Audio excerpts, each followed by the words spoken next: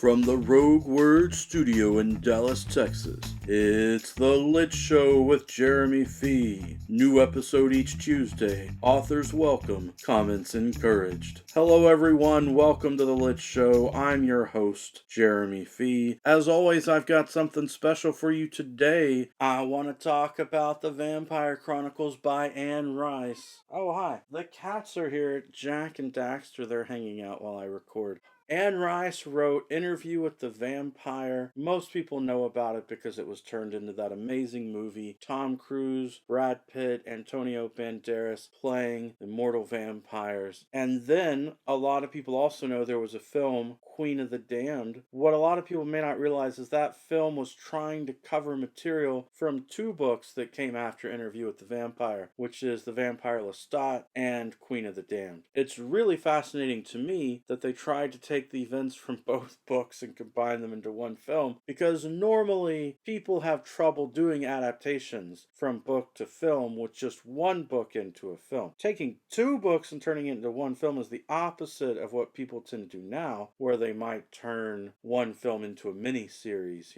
do several films or TV movies out of the material. And I have heard that there will be some sort of new Anne Rice mini-series that's coming out, something to that effect. Maybe this is a good time for us to be talking about the vampire novels again. But the main reason I'm thinking about it is because this month I decided to finally continue with reading the entire series. After that trilogy, there are a bunch more books. In fact, there are 6 books with the vampires and 3 books with the Mayfair witches, and then after those 9 books, you then have a huge crossover book, and from that point on it continues with more books that have characters from the Vampire Chronicles and the witches together, though most people just consider that a continuation of the Vampire Chronicles at that point. The witches series just kind of merges into the vampire series, and I haven't read all of those books yet. This month I was reading the 4th, 5th, and 6th books in the series. The 4th book is The Body Thief. The 5th book is Mimnock the Devil. And at some point I believe Anne Rice had said that maybe that was going to be it. It was just going to be 5 books and she was then going to leave the characters alone. But she ended up writing The Vampire Armand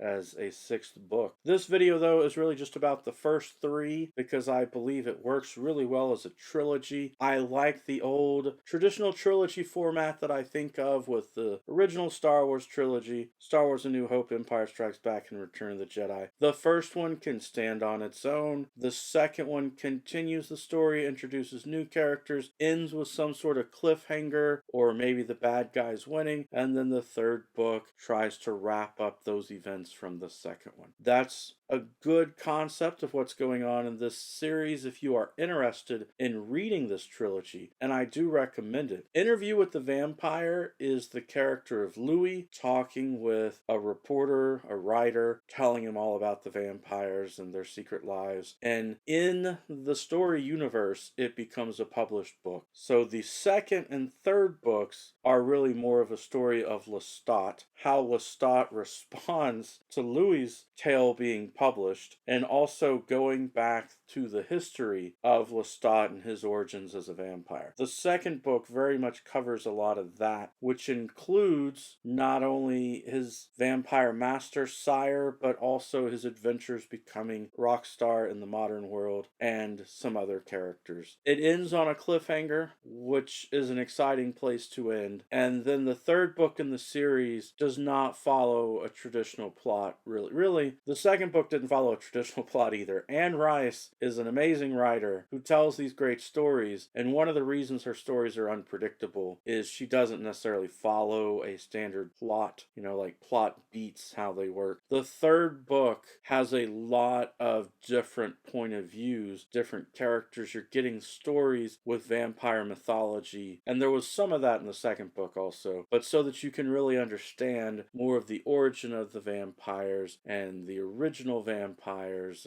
and a lot of characters who are vampires who are part of the vampire world, which then builds up to an exciting conclusion from the cliffhanger at the end of the 2nd book. But there is a lot of going around to a lot of places and getting a lot of backstory and a lot of characters to get you there. I think that it's well worth reading. I think it's a fun series. And even though Interview with the Vampire as a film was very, very close to the book, I would say, even though there were major changes, like Armand being older when Armand's supposed to be 17. They really changed his character a lot. But really, you get a lot of the story and a lot of the spirit of what the story is supposed to be with the film. And I believe a lot of that is because Anne Rice helped with the film. But the film Queen of the Damned changed so much from the story that a lot of fans were really upset with the film. I liked the film coming to life, though it has its flaws, of course, not only because of the way that it made changes from the stories, like to combine characters for the cinematic experience, they changed who the vampire was who created Lestat. Like, Lestat was created by someone named Magnus, but there's this other character in the vampire lore named Marius, and they just used Marius as both Magnus and Marius, which I can kind of understand from a film perspective of making it simpler for audiences by having less characters in the film and not having to introduce a new character later, that sort of thing. But it does really change a lot of things. And also as a film, in the big, exciting, epic battle at the end of Queen of the Damned, in the film, all these characters show up who, if you read the books, you would know who they were, because over the course of the 2 books, you get plenty of scenes explaining who they are and what's going on with them. And unfortunately, in the film, these people just kind of show up. And when you're watching the film, it's just like, who are all these other vampires who have shown up? It's cool that a bunch of other vampires have shown up for the final battle, but it's one of the flaws of the film that you're just like, who are these people? But anyway, I would encourage you to read the books if you like vampire stories, if you like interesting characters. Lestat is such a fun, interesting character, though I must point out, he is an evil vampire. He's a roguish character. He can come across as very charming in a lot of the stories, but at the end of the day, he is an evil vampire, and that is something to be mindful of. If you do not like having protagonists who do evil, bad things, then you would not enjoy the books. But if you're willing to take in that moral ambiguity and the gray area, it is an interesting series to read. I'll make more videos in the future. Since I'm reading more of the vampire books, there'll be more videos for me to come about it. So I hope you enjoyed this video. Leave me comments down below with your thoughts about vampires, vampire novels, Anne Rice, the series, whatever you have to say. Every Tuesday is a good Tuesday for a book talk. Peace.